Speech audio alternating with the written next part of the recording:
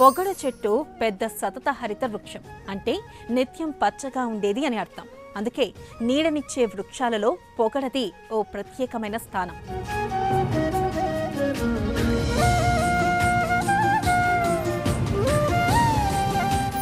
కృష్ణుడు అనగానే జ్ఞాపకం వచ్చేటటువంటి వృక్షం పొగడ చెట్టు. ఈ పొగడ చెట్టుకు సురపొన్న అనే మరో పేరు కూడా ఉంది.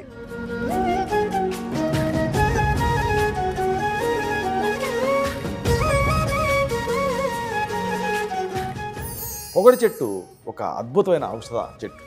దీని గురించి మన ప్రాచీన గ్రంథాలలో ఎన్నో విశేషాలు ఉన్నాయి. ఆయుర్వేదం ఈ చెట్టుని వజ్రదంతి అని పిలుస్తుంది.